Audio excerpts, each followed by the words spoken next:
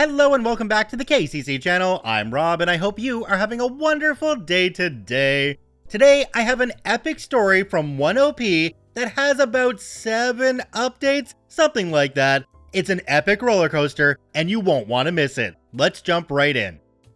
Alright, this story with plenty of updates comes to us from Pink Monster XA. Am I the butthole for refusing to babysit the golden child's baby after he disowned me for being adopted? I, 20 female, was adopted when I was 16 by my half-brother and his wife, who were in their late 30s at the time. They already had 6 children when they adopted me, but it was never an issue. They have treated me like their own kid since they met me and later adopted me, so did all their other kids.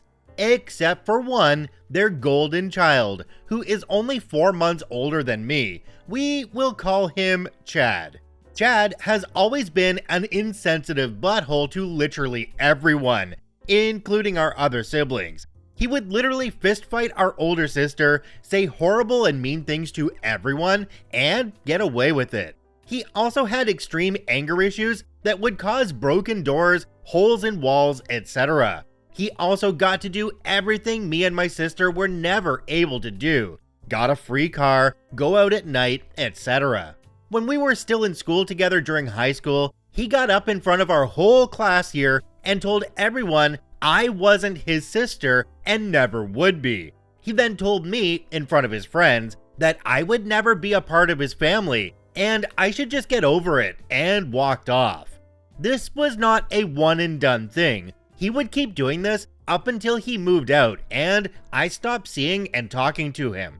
Golden Boy once again got the limelight of the family after he got married right after high school, moved out to his wife's family's house, and then had a baby, the first grandbaby. Since this happened, I have stayed far away from him as possible, only seeing him for family pictures every year because our mother asks. Recently, I decided to come forward to our mom about what he said and did because she was upset about how I was distancing myself from him. She basically pulled the "that's still my kid and it's my first grandbaby" card as the reason she wasn't going to be upset over it. I didn't really care, to be honest. I knew it wasn't going to change her mind on her kid anyway. Out of nowhere, I got a message begging me to come babysit for them because you're the only one who can deal with these kinds of babies because no one will help. Apparently, they are weaning their kid off of breastfeeding and the baby is extremely clingy because of that. And the fact that the mom is a germaphobe who has basically isolated this kid since birth. It literally has only been held by like 6 people since it's been born. They know I don't sleep for the most part because I'm an insomniac with ADHD, and I also am not bothered by crying. For some reason, I can sit for hours with the baby crying and it doesn't bother me. Can't tell if that's a blessing or a curse at this point. My sister is mad at me because apparently they haven't asked anyone else in the family for help but me, and everyone wants to go see this baby. Am I the butthole for not wanting to be around or take care of the baby because its father said that I'm not a part of his family? Jumping down to the comment section on this one, there's one from a user called Attempted Adult. It says, "Not the butthole. I would send them your hourly rates you will charge for the work. When Chad tries to pull the family card, say clearly that he has always publicly announced that you are not his sister and never will be, so you are only keeping Chad's word." The commenter definitely has a point. OP, you don't owe them anything and you don't have to go babysit. Now, OP has added a whole bunch of other updates to this, so let's just jump right into the first one.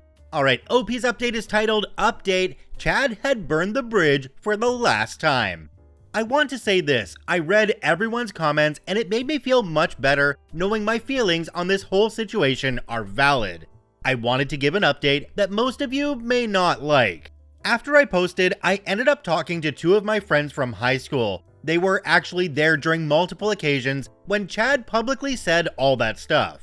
I talked with them for a little while. One of these friends actually came over almost weekly when I was still living at my parents' home, so she firsthand understands my family. We talked and we all mutually agree. I go this once, see if we can't mend things. If not, I can tell my mom and sister I tried, and we are done with the whole thing. And if the whole negative thing with my family keeps up, I will cut them off for good. So I accepted to go babysit. I went over to Chad's house around 8 p.m. As soon as I showed up, I was greeted by Chad's wife, who was extremely happy to see me. She was tired. You could just tell she had the "I have a 1-year-old" face going on. She talked to me for a few minutes about how happy she was I came over and how she was glad to be going out with Chad. I kinda just listened to her go on and on before she finally got to the baby. Let's call him Seth. She explained to me his night routine, feedings, etc. Nothing too big. Then she got to the end where she started going on about how he was having crying fits at night and how he wouldn't get to sleep until mid-morning. I was a little on that, but all babies have different routines, I guess. She then said they would only be gone about 4 hours and that they would be home around like 12:31 at the most.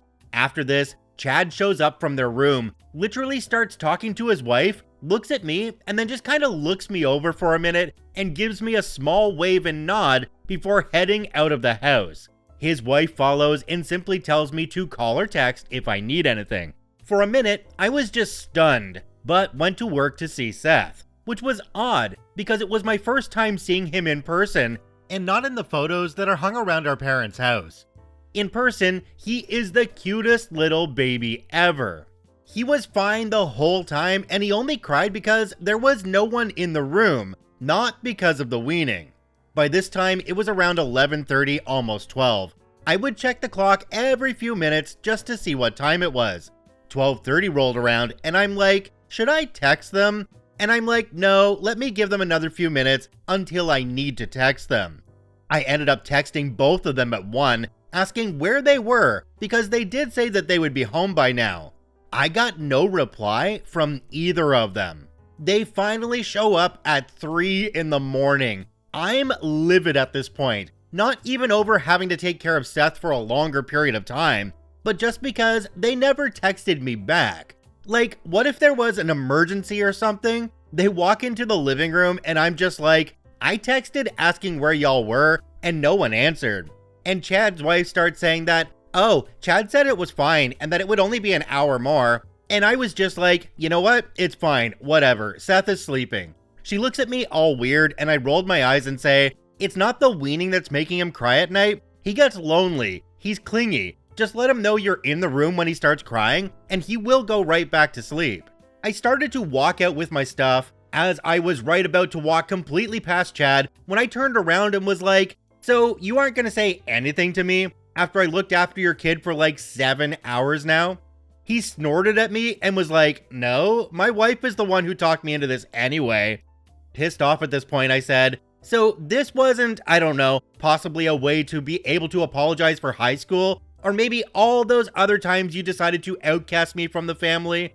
Because I was under the impression that maybe you wanted to patch things up because of you asking me, of all people, to watch your kid. He sat there for a minute and just said, why should I apologize? Because literally nothing from high school has changed. Man, you really do need to just grow up and understand that me and my wife aren't going to cater to you like mom and dad did because you're adopted. You ain't our family and you won't ever be. At this point, I just got into my car and left. I ended up texting my mom about all of it, thinking she would get it in the morning when she woke up. No, of course, she had to be awake. She apparently told Chad's wife about the conversation we had about all the stuff Chad had said and done to me in school. Apparently, his wife felt bad because she had an adopted sister too and felt horrible that Chad had done and said all those things. Apparently, mom didn't know about Chad asking about the babysitting thing until now, and she started talking to the wife, who is now upset. Apparently, she thought Chad would have changed since then and didn't think he would act the way he did when I left. I told my mom that I'm done with him and that if something ever happened with Seth, then I would be there, but I was done with them until that happens. The way things are going, I will most likely be cutting my whole family off because this isn't worth the stress anymore. OP added a little bit more context down in the comments. It says, he's the golden child. They would never cut him off. My older sister already said she would cut me off over it. My younger brother loves him because he let him get away with stuff all the time. So he would be upset and most likely just stop talking to me. The parents love him too much. We put out there that he's the golden child. The younger kids, I have no idea. If I cut off my parents, I wouldn't get to see them because of that. The only one who doesn't care is my older brother, who understands how manipulative Chad is and supports me. In the comment section, we have a comment from a user called Patterson's Old Lady. It says, "You handled this great. You can defend your actions to your family and they can get off your back about Chad. So glad you don't need to cut off your family." OP responded and said, "I'm hoping I won't have to. I mostly say this because I truly do love just about all my other siblings, and I don't want to have to pick and choose who to stay in contact with because of Chad, my mom, and my sister." With a reaction like you got from Chad this time, OP, I would never do anything for them ever again. I mean, even if they apologized at this point, you know what they think of you, and I'm pretty sure we know what you think of them as well. Anyway, let's get into your next update.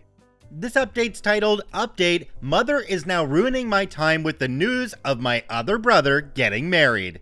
So, it has been a hot minute since I last updated on the whole Chad situation. It's mainly due to the surprising fact that my family, my mother and sister, not bugging me as much lately. The first day or two after the interaction with Chad was a bit hectic. Both of them were blowing up my phone, trying to get me to talk to them. Mostly my mom just making excuses for Chad, and my sister trying to basically just tell me to get over it. I ended up telling the both of them in text and over the phone that I was over it, and I would be cutting myself off completely from Chad and his little family. This sparked some anger, but my mother soon went quiet, and later my sister. Everything seemed to be going pretty good after that for a while. That was until a week later when my sister showed up unannounced at my apartment, demanding that I take the blessing of getting to be around Chad's sheltered child when no one else seemed to be able to. Basically acting like it was some huge honor that I was asked to babysit. I almost snapped. I wanted to call her a bee and to get off my property and not come back because I was just so sick of it. But I didn't. From my doorstep, I told her that if she wanted to see the baby so bad, just go over and see it. It wasn't my issue to deal with. And I slammed the door in her face and watched her leave. It's been radio silence for a while now until earlier this week. I was scrolling on Instagram when I noticed that my oldest brother, the one that I get along super well with and supported me about cutting Chad off, his girlfriend of 4 years and the same age as me, are now engaged, and posted pictures of the proposal. I noticed the post had been made last week, but no one had told me, not even my mother. I texted my brother's girlfriend asking her about literally everything that was happening. She was surprised because my mother had said she had told everyone in the family about the wedding. She then told me that they would be holding a family meeting at my parents' house to talk about the wedding plans. I said, okay. The meeting was for today around dinner time. I showed up and walked into the house and noticed that a lot of stuff was different decoration-wise. My parents had our family photos all arranged around the living room, and a few random frames with multiple small photos in them as well. I noticed that they had replaced multiple small photos of specifically me from the frames, and replaced them with now pictures of Chad and his wife, and my older brother and his girlfriend.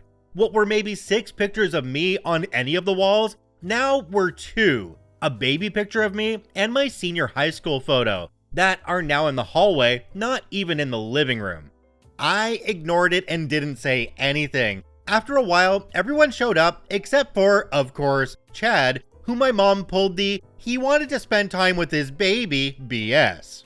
They all started talking about the people plans of the part, aka people who were going to be key parts of the wedding cast. I tried my best to listen and take in all of what my brother's girlfriend was saying. I noticed by the end of it all, my name was literally never added into any of the main plans.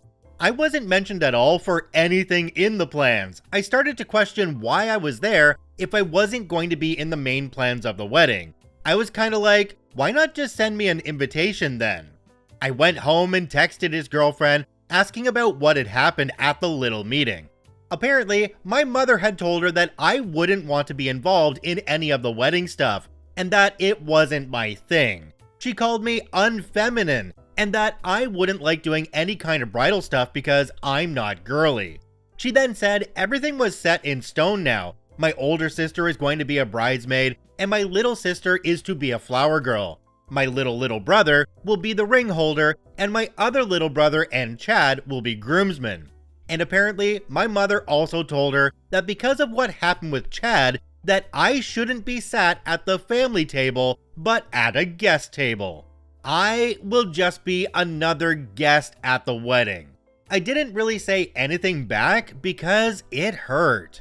It hurt that my mother would say that about me, that I wasn't feminine, and that just because I myself didn't do a lot of girly things in my spare time, I wasn't going to be able to enjoy doing something like a wedding or being a bridesmaid.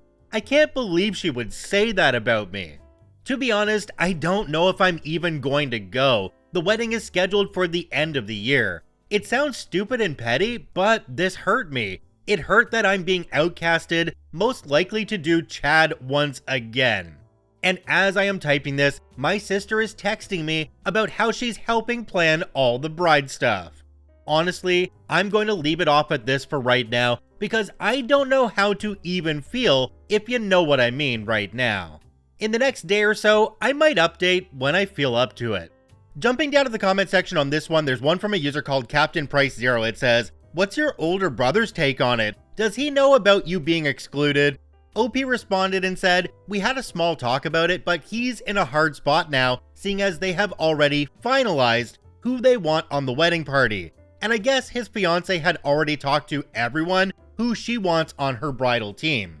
The one thing he said that he's going to try and get changed is the table seating, because he thinks that what my mom said about the whole Chad thing is stupid. He said that he will try and get me back at the family table, just away from Chad and his family." Well, OP, I wouldn't be going to that wedding if I were you. Your mother's doing everything they can to get you cut off from the family, so like you said, I think it's time to cut the family out. You don't get to choose who you're born to, but you definitely can choose who your real family are. The next update from OP is a really short one. It's titled, "Another Update, Chad's wife is pregnant again." I don't even know what to say. I didn't expect to update again so soon, but I just got the news from my older brother's fiance. Chad's wife is pregnant again. In the comment section for this one, there's one from a user called Alib615. It says, "At this point, I'd really talk to your older brother. Tell him you love him and hope he has a happy life with this new wife, but you will no longer be dealing with any of the rest of your family. I'd block all of them but the older brother and fiance and go no contact. You deserve to find a real family who will love you unconditionally and include you without being told to. I'd also make it known how hurt you are that they decided to take your mother's word that you didn't want to be included in their wedding.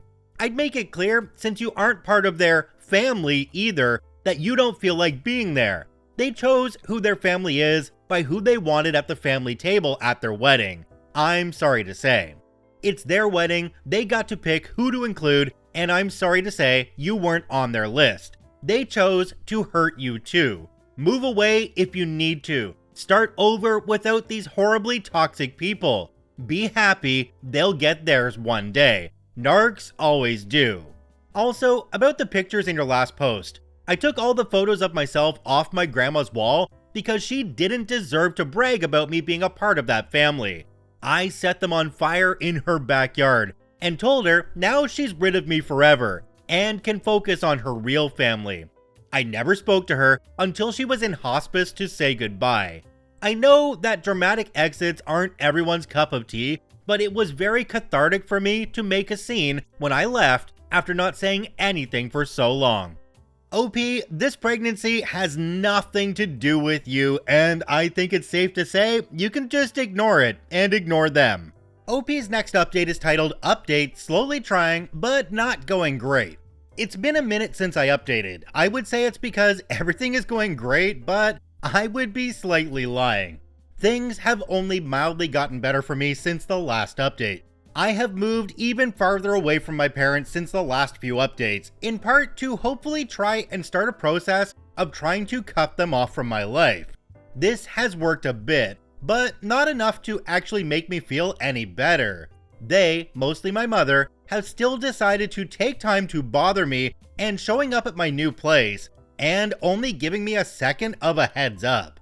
There is no update concerning the wedding. I have only gotten an invitation through the mail. I'm not going to try and press it anymore. I'm going to go, but I will most likely leave after the ceremony and not stay to hang out with anyone. Chad's situation has grown only by the fact that over a group chat, they decided not to have any kind of gender reveal or even a baby shower. They just announced that they are now having a girl. Don't want to be a butt, but Chad's wife stretched the fact that Chad had randomly made her get up and go get an ultrasound to find out the gender. She acted like she really didn't want to do it. Apparently, they went to one of those fancy ultrasound places where you get fancy models of the fetus and high-tech ultrasound pics. Chad also announced that he is going to college now and asked for a $1,000 loan, which they gave to him.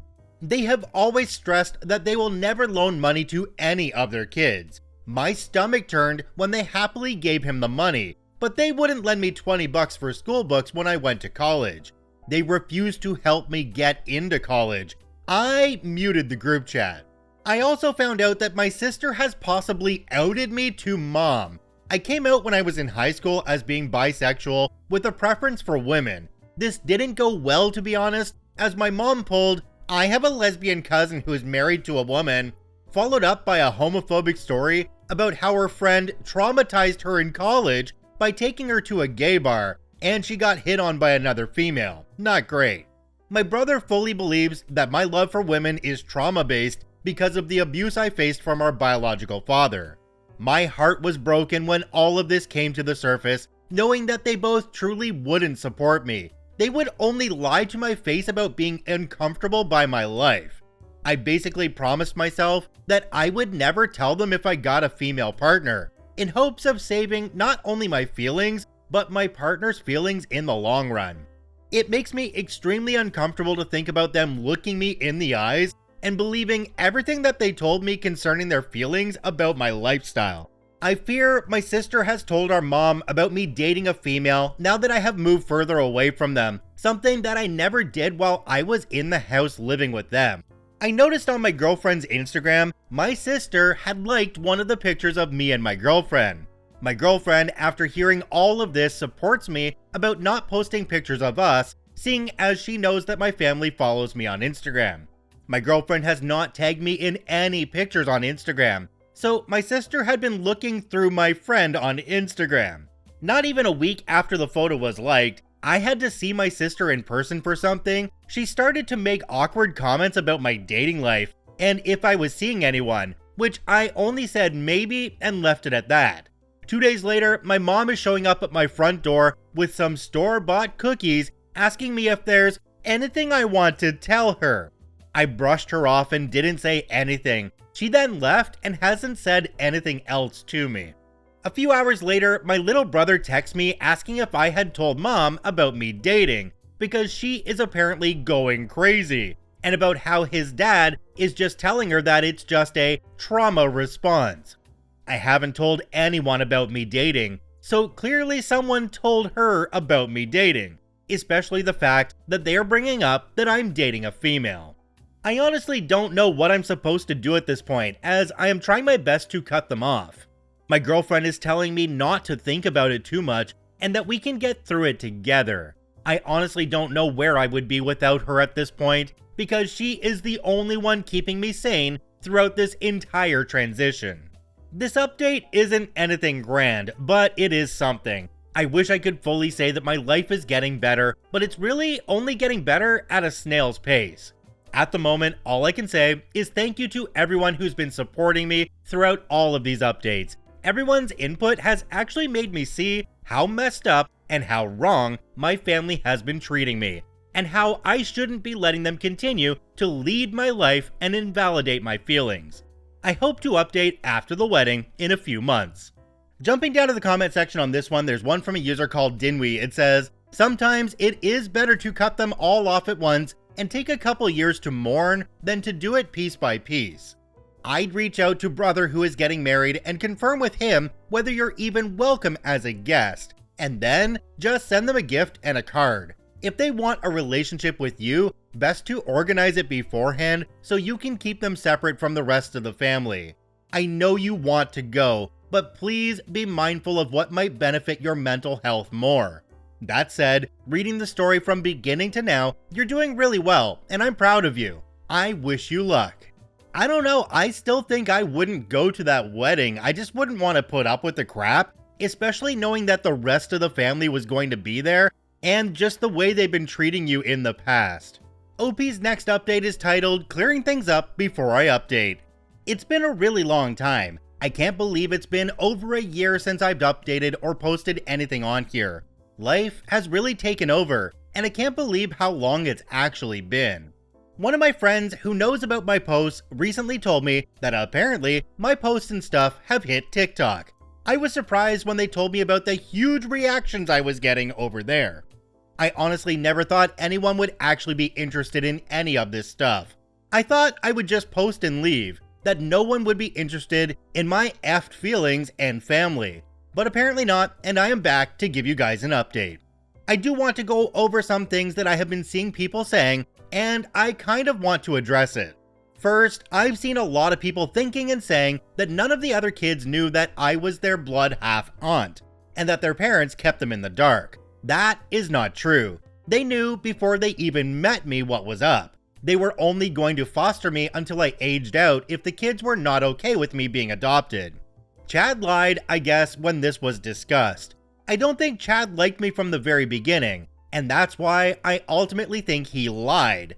Maybe it's because he wanted to F with me mentally so that he could bully me. Chad was a bully in general. I also feel confident in finally speaking about what happened. My bio half-brother never met our father. His mother was a drug addict who got pregnant with him as a minor and eventually lost rights because she was drinking and doing drugs and not taking care of him. Our father was also a drug addict who was also abusive. He beat me and my mother for years. Sadly, my mother took her life in front of me when I was 14. If that wasn't enough, my father was also dying of stage 4 cancer, so I was taken into DCFS custody and put into foster care. I spent almost 3 years in there before I was fostered by my half-brother and his family before being adopted. My father died 4 days after my 17th birthday. I have also seen people saying, why did she keep going back? It's simply because I know from going to therapy that I have abandonment issues. I don't have many friends, and I don't have a great support system at all. I thought that I could somehow ride it out, as stupid as that sounds now. The issues my family was putting on me, and it could somehow be fixed. Now I see that I can't. I can't do anything because they are all set in their own ways. I also know that a lot of people are dead set on me pulling the I'm the aunt card, but I don't feel like doing that. I was raised beside them as equals. I never wanted to be held to that extreme of being an aunt. I just wanted to feel like a normal kid, to have siblings when I was given the chance to. Just because Chad is a dick doesn't mean I should be pulling the bio half aunt.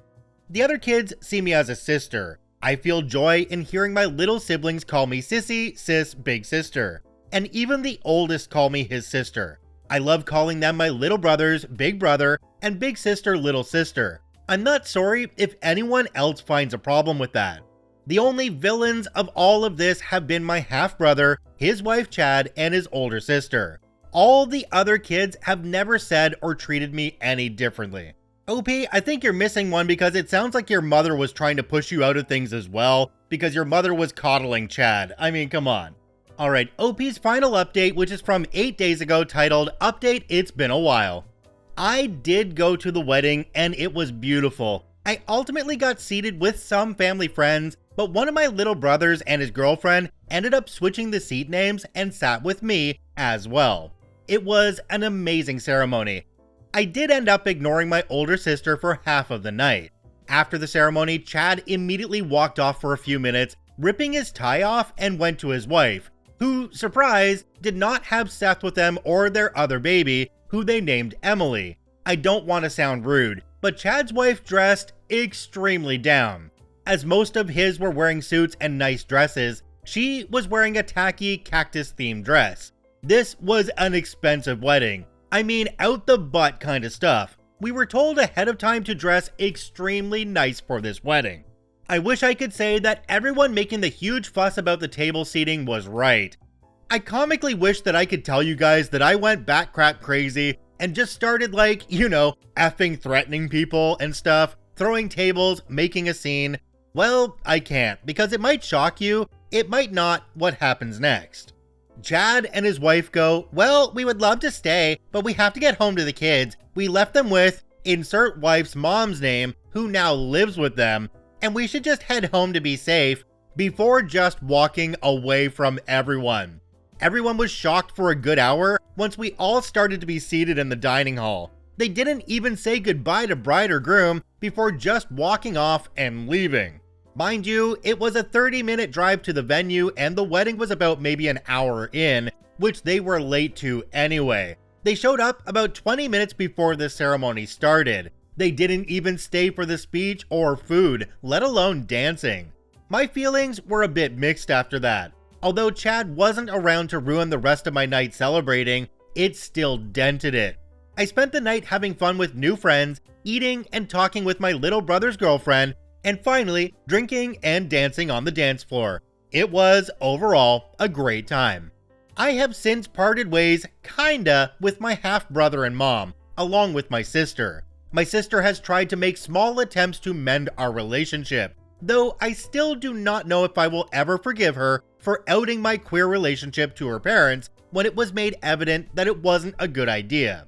We occasionally text each other and send random memes and videos. It's something, I guess. My bio half-brother has made it extremely clear that he is still extremely uncomfortable by my lifestyle.